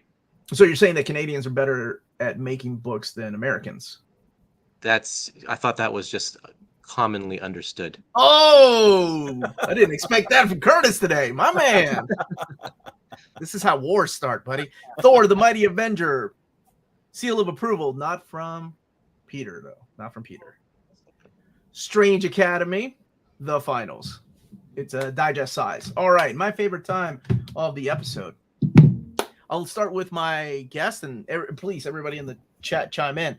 What is the one book you're most excited for? You recommend if you've already read it, or if you haven't read it, what are you most excited for out of this batch? Start at the very top with Omnidog. What's up, Jess? I would say, since I'm trying to practice rolling my R's better, Here we go. Spider-Man 2099. Yeah, Volume 2. Okay, Spider-Man 2. 2020. Have you read these stories? I haven't read Volume 2, no. But you picked up the stories in trades. Volume 2. But you have the trades. Oh, I see what you're saying. No, I have read the trades, but Gotcha. I think it's got some trades that I don't have in there. Yeah, I don't think the trades had the Secret Wars stuff in there. Okay. I think you're right, yeah. Yeah. What about you, Kurtis? Well, I am partial to Epic Collections, of course. So that Spider-Man Epic Collection is going to be fantastic. I think that one's going to be my top pick, along with Thunderbolts. I was totally on board with Thunderbolts when it first came out back in 96 or 97, whenever that was. Mhm. And mostly because Mark Bagley left Spider-Man to do that. And I was like, I loved his work on Spider-Man, so I followed him over here. And that twist in the first issue just threw everybody. And this was like before internet and like before all of this, people made a big deal about spoiling this kind of stuff. And so like nobody saw it coming. And it was just such a great surprise. Ødfel, what about you? This is so hard. There's so many good ones this time. Okay. I'm definitely biased to trade paperbacks. So even though the Omnis look good, I would probably have to go for one of the trades. And I'll go for Scarlet Witch. It's been such a good run so far. The cover they chose for it is amazing. And altogether, I just hope we see a lot more of this. I think it's a mini. But I hope we get more of her continuing on. Oh, is it a mini? I want to say it got cleared for 12, but hopefully if it does good, it goes longer, but that might not be real. That might be in my head. I can't remember if it got cleared for more than that. But I mean, an incredible art choice, and I'm really excited to see her kind of get to shine in the limelight again. So is that her costume in the book? So it's her Hellfire Gala outfit, but then they never did Hellfire Gala. So I think a lot of characters in this limbo of kind of using their Hellfire Gala outfits and kind of not. Mm-hmm. So. But she does have that glowing hair effect in the comic. One of the first couple of issues has Dodderman's design notes, and it's like every time she's hexing, she gets this like red galaxy hair, and that is in the interior art as well. Dodderman just goes above and beyond. I swear. But yeah, I don't know how long we'll see her in this outfit because again, it was for the second Hellfire Gala, but I don't know what's going on with that still. So okay, is that not her cape in the background then? No, it's hair. That's hair. Wow. Okay. Cool. Yeah. Oh, dude, I thought it was cape too. Huh. Peter, my buddy, what are you most excited for from this? Well, I'm excited for everybody to read that new Captain America run. I really think there's something special happening there by Kelly Lansing and Carnero. And I'm excited to read the Sam Wilson side if people are saying it's even better, because that would shock me in a totally pleasant way. I think I'm most excited to read that Monica Rambeau by Eve Ewing. Isn't Eve Ewing coming on to, I want to say, Black Panther? She is later taking this over year? Black Panther. Mm-hmm. Yeah, I think we need to see Ewing's voice all over Marvel. I think she's just one of those great ones like Jed MacKay, like Kelly and Lansing, that just turns in great magical comic books. And so I'm here to support that. And I love this character. I really do. I do appreciate when writers are like that, right? Like you find something special in them, and then eventually, although sometimes it takes a few years, like Al Ewing, for example. Like I think a lot of us were in that Al Ewing train for a while. Yeah, and before he really finally exploded. It just takes that one book, and everybody's like, "Oh, it's this guy Al Ewing," and you're like, "Yes, that means they can go back and collect all these stuff we've been talking about in a bigger format." Let me see. For me, oh my gosh. New Warriors, come on, New Warriors. But it's not Fabian though, so it was different. It was, you know what? Yeah, I'm gonna say New Warriors because it's one of the books I pushed for, not volume 3. I pushed for volume 2, and I guess the sales of 2 were good enough to get us a volume 3, and that's it. I mean, this is it. This will be wrapping up. Well, I mean, there is more New Warriors. Oh yes, I know. There is the 1999 series, right? That had the little mini Nova series next to it. That could be its own omnibus. Yeah, and then the series that we don't like to talk about. Yeah, well, nobody's saying that. But yeah, this one's special for that reason. So yeah, and I'm gonna go with that direct market cover. I know you like your Scarlet Spidey cover with Turbo and Firestar and Justice and Speedball, but I gotta go for that final issue cover. Speedball's got a few too many muscles there. He's supposed to be stringier. He's supposed to be a twiggy guy. Yeah.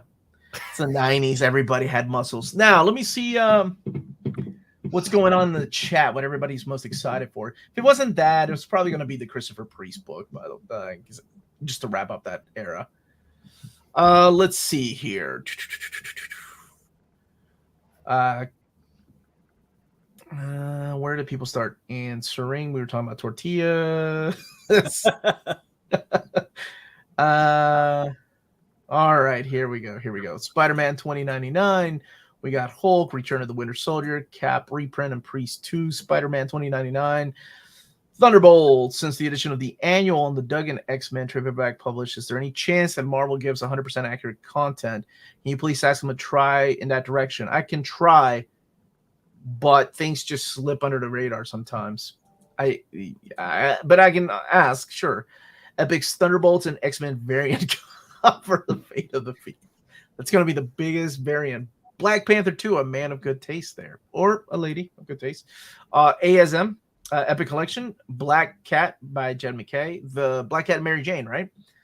The Hulk Gap Filler Omni. I love that that's what that omnibus is now called. Spider-Man 2099, Volume 2. Daredevil Epic, Volume 17. Spider-Man 29. Lots of Spider-Man love. What's up, my Hispanic brother from another omelet? I really appreciate that, Michael Edmond. One of the nicest Canadians. Daredevil Gallery Edition. Black Cat by McKay getting lots of love. I love hearing that. Yeah. That's McKay's another guy that you just want to see, like, well, he is going to take over a flagship title book, right? Avengers is huge. Spider-Man 2099. Moon Knight has been incredible. And yes, it has. Daredevil Volume 2. ASM Epic, because it's the best format. Okay, Max, why you got to start fights? Return of the Winter Soldier. Also, do you think the covers are correct? I thought DM was standard. I don't know. I'll double check. How about that? Scarlet Witch trade. Thunderbolts. Spoiler alert. Daredevil Gallery. Tomb of Dracula. Heck yeah. And let's see. Omnidog needs a shot of caffeine. I kind of do. Yeah, I hear you. And Photon. Yeah. They need to make a Nightwing omnibus by Chuck Dixon. Well, I don't think that's up to Marvel, but I agree with you.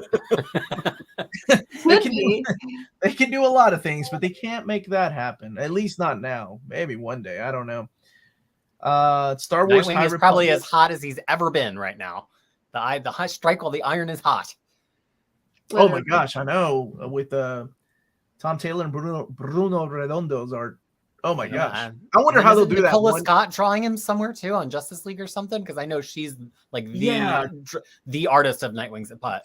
Titans. Yes. Teen Titans. Is he back on Titans? I thought it was Justice League too. Oh, I thought it was Titans. It's no team. No, it's just Titans. You're right. You're probably right. It's Titans. When will these be up for pre-order, by the way? Usually about 2 to 3 weeks solicits. Once the day the solicit hits is when they will be available for pre-order. Ask Kurtis to do a Nightwing omnibus. Well, Yeah. DC's not going to do it. Someone has to. But where is the Inhumans Omnibus, Omar? I think they're all at my buddy Gio's house. He has them all. Can we get a Sleepwalker Omnibus? We can't even get an Inhumans Omnibus, man. Or a Darkhawk Omnibus, or a Ghost Rider Danny Ketch. So I'm sure one day we'll get a Sleepwalker Omnibus. Omar, can you ask Marvel to take over the DC graphic novel division? I don't know if they want to. It's a mess over there, but we'll see. If they could license the characters, and like say if you're not going to do anything before 1999, then we'll license the characters for that time period of reprints only and take it on. That would be awesome.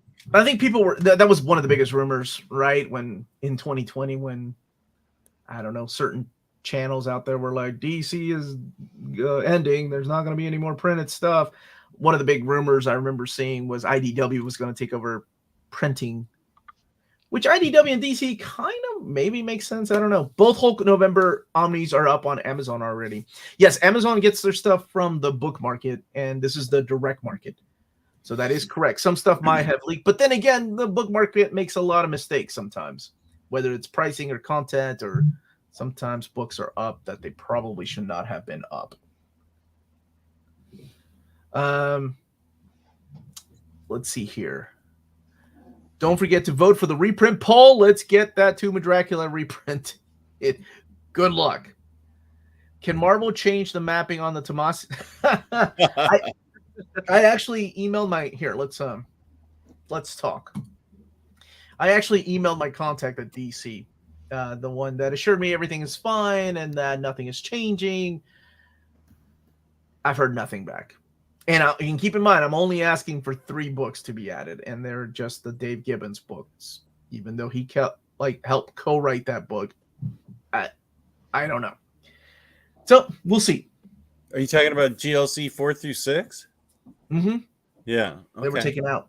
The Guy Gardner stories. And nobody really knows why.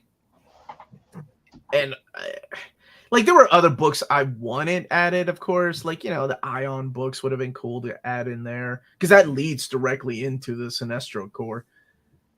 But and sometimes when you're asking for things, you have to choose your battles. You can't ask for an entire book. It goes back to Uncanny X-Men with Marvel, right? I couldn't ask for 18 more issues to be added into an omnibus. Then they would just be like, yo, lose my number. What are you doing? So I think 3 books was fair, right? I think it was fair to ask, and I'll ask again, and who knows? We'll see. But at least they had the decency to get back to me. That was nice. I wasn't expecting that at the beginning of the year. And that was a nice email chain back and forth, but that's all I've heard so far. Oh, look, people want to see your action figures, Ødfel. Oh. Is that cool? Here, Yeah. I can All right, show us what you got. reach out of the way here. Nice. I see you got some by shoujo. Is that right? I do, yeah. I have, oh my gosh, where are they? I just have the Phoenix one up here. Mm-hmm. These are all the Kotobakiyas. I have a hodgepodge of DC ones, and then I've got my He-Man stuff and assorted chaos. Is a Castlevania fan of stuff. Spice and Wolf. Yeah, I love Spice and Wolf so much. Oh my god. Mm-hmm. I see that. And big old Cyclops up there. Who's next to Silk there is that Scarlet Witch? Yeah, it's the Silk and the Scarlet Witch they did for the Women of Marvel thing. So. And that's Coronation. And that's Kotobukiya. Oh, I love those both. This one's cool, so you can't really see it. The window. Let's see if I can get it to angle. The window's actually see-through that she's on. So that's kind of cool. Actually, you know what? I think I lied. I think the Scarlet Witch one is part of the Avengers line, not the Women of our Marvel line. But they're both Kotobukiya? Yeah, this whole shelf is. I lied. This one isn't. The rest of them are. Okay. I always forget that she's not. But the rest, all of these ones are Kotobukiya. Very cool. Thank you for that. And you have Coronation Starscream, which is I do. This is my baby boy. He's a baby girl. That is from Transformers the movie, Jess. One of the greatest movies ever made with the greatest soundtrack ever made. It really is a great soundtrack. It really is. So let me tell you about my buddy Is that Jess. the soundtrack you stole from me? No, I didn't steal. I saved it from your trash bin. He had a box of vinyl he was throwing away, and I gasped when I said I was over at his house, and I was like, "Why is this in here?" And he's like, "Oh, it's crappy pop music I'm throwing away." And I'm like, "Do you know what this is?" And he was like, "Yeah, I just said it was crappy. Somebody told me to buy it, so he bought it, and I saved it, and now it's in my house." And I'm glad it's in your house. I It's love such a that. good soundtrack. It's I so love good. that it's in your house. I love it that it's in my house. I'm not I even a always- vinyl collector. I just I have always to save it. That's what I love about it. I literally sale pitch that movie to people as just being a rock opera because it is just a giant rock opera with robots. Like it's truly great. It is amazing. So at this time, I just want to thank everybody for joining us and hit that like button on the way out. Check out cheapgraphicnovels.com, and they have prices up to 50% off. They have sales going on right now on Marvel Omnibus. Tell them Near Mint Condition sent you their way. Hold on a second. If it's your first time buying something from them, your next order will ship free. George Costanza track. Dude, Jess and I make Seinfeld comments all the time. I was not digging through his trash. It was a box he had in his kitchen. I was like, "What's this?" And he's like, "I'm getting rid of this crappy music." So I saved it. You're welcome, world. Now, the big question is, when are we going to get together again? We don't have to do solicits. We can just get together and chill. I'm all for that. I'll do that anytime. There we go, my man. Yeah, I will be traveling a lot less now that spring is winding down. So Yeah, you've been I'll busy. maybe- Where have you been? Yeah, I'm low-key a zombie. So, I mean, God, let's see. Since December, I've done Florida, Denver, DC, and LA, and then back. And I'm in Ohio, so that's a lot of zigzagging across. What was the event in DC? Katsucon? It's a big anime convention. Yeah. Okay. Yeah. It was fun though. I got to bust out some Final Fantasy stuff. So. And where can people physically see you if you go to conventions? Like, are you doing any panels and stuff? Yeah. So my next one is actually at the end of March. It's in state for me. So I'll be at Cleveland Fan Expo, March 24th to 26th. I'll have a table. It's my birthday weekend, so I might buy some cupcakes to give people who stop by. And I think I at least have a cosplay panel. I don't know if they're going to let me do a comic panel yet, because for some reason, when I'm a guest, they're like, "We just want you to do cosplay programming," but I'm trying. Good for you. Don't give up that fight. So you're a March baby. I forgot about that. So am I. Mhm. March 14th. So am I. Hey, look at all us. All the great people were born in March. Yeah. Right? That's Sorry, my Curtis. birthday Sorry, weekend Peter. too. When is yours, Jess? 28th. 28. Hey, okay, yeah. When is yours? The 25th. Nice. Yeah. What about you, Curtis? When's your birthday, buddy? April 27. I almost made March, but Almost. pick up on. Yeah. I don't know. Almost. Parents were just a little too late. And Peter, when's your birthday, buddy? I'm a Virgo, if no one else can tell. So I actually merge really well with March people. All of my best friends in life, they all have the same birthday. They're all March 20th That's birthdays. Oh my gosh. That's cool. So when you guys all said March, I was like, exactly. It Because we all got the makes kind of like sense. anti-equinox thing going on. Yeah. Yeah, I Yeah. can see that. Okay. And that's why all of us can't get along with Curtis. I thought it was just because He's he was just off Canadian. axis. He's imbalancing the force. I thought it was because he was three Aries to Canadian. and Pisces to every Virgo. That's the. He was throwing shade at American printers, man. We won't stand for that. When's Poor your Curtis. birthday, Omar? Mine is March 14th. March Heck 14th. yeah. Yeah. So right around the corner. I'm actually having a big party next Saturday, I think is what Melanie said. Oh man, that's crazy. Yeah, Yeah, thanks. I appreciate that you're letting me stay at your house for that. You're welcome. Was that the surprise Melanie was telling me about? I don't think that was a surprise she was telling me about. I don't think so. But yeah, let's get together again. This was a lot of fun. We can talk about collected editions and comics. And I know people want me, Peter, and Ødfel to come back to do Map My Ex. Maybe we can get Riley on here. We never finished Scarlet Witch. I love that you remembered that. We You never. remember that. Wow, you got a good memory. Okay. Yeah, we only got halfway through. Every now and then I'll get a DM like, when are you doing the Rage Era Omnibus? And I'm like, I'm glad you guys are holding me to this. That's awesome. Well, yeah, we can bring him back with that. Actually, Peter and I have been talking about all these new books, and the Hulk book, the big gap filler, Yeah. really gives us ideas for like, oh man, can you imagine like, well, the Thunderbolts, right? Like when I announced Thunderbolts, there's a big gap in Thunderbolts 3 and Thunderbolts Uncaged. So we were like, what books would fit in there? That would be a really fun episode. And I've actually shot the idea at Kurtis about doing mapping some epic episodes. I think that would be a lot of fun. I'm down for that. Epics are hard to map too, because you got to really get into that page You're count. limited. Like one double-sized issue really makes a difference in an epic map, more so than an omnibus map. I've tried, and I was like, "There's a reason Kurtis is the epic master of the internet." Because unlike Omnis, because Omnis can get crazy, right? Like we just saw a book that was 588 pages, Omnibus, and then one that has 1,304 pages. So you have like all this freedom, whereas Wide epic dynamic collections tend to stick to 400 to 500 page, right, Kurtis? Is that right? 400, 500 usually? That's right. Okay. A man of many words. Nothing more to say. You're right. You're right. Okay. That's it. That's all I needed to hear.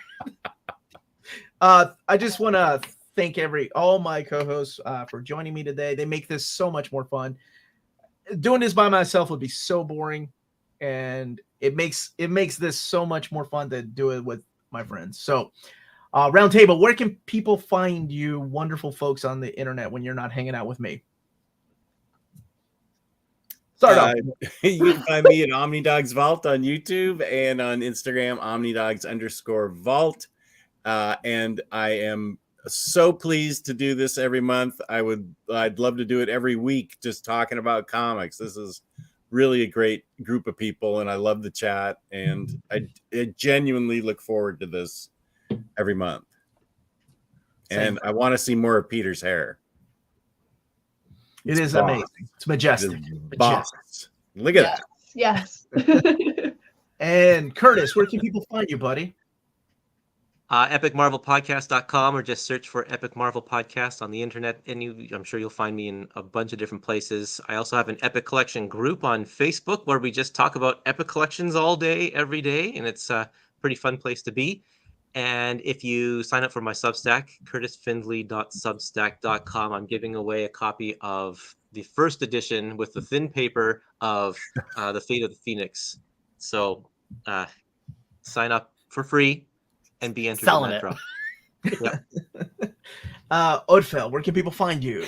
Yes. So I am pretty much on every social media under this username. On Twitter, it is a 0. But everywhere else, it should be with a normal O. You don't have to find that symbol. But I do mostly cosplay content.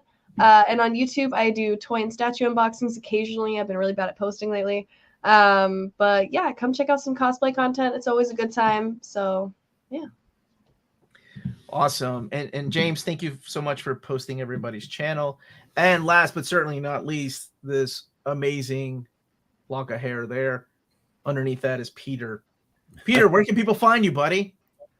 I'm trying this all new, all different thing where I just live in one place on the internet, and that is my blog, Crushing Krisis, with a K in Crisis, but a C in crushingcrisis.com, where it's been my home since August 26, 2000 on the internet. I blog about comics or Drag Race every single day, and go really deep on how Marvel is collected throughout the many, many eras of Marvel, and just have a blast doing it, you know? And so if you want to see me live and in motion, I try to make that exclusive to hanging out with the Uncanny Omar and his mentees. Y'all make me remember why I love talking about comic books and not just being in my house writing on my own. So I'm always happy to show up here and talk to you all. Awesome. And for people that don't know what a blog is, it's kind of a long snapshot. Snapchat is what Michael Hammond is saying. But that's it, everybody. Thank you all so much for joining me. I'll be back live on Saturday. Tomorrow is the upcoming collected editions for the month of March. That's all I've got. Everyone stay healthy and safe. Thank you again, James, for posting everybody's channel on the stream. If you want to check it out, click on the chat. Much love. Goodbye, everyone. Hit that like button on the way out. Damn it.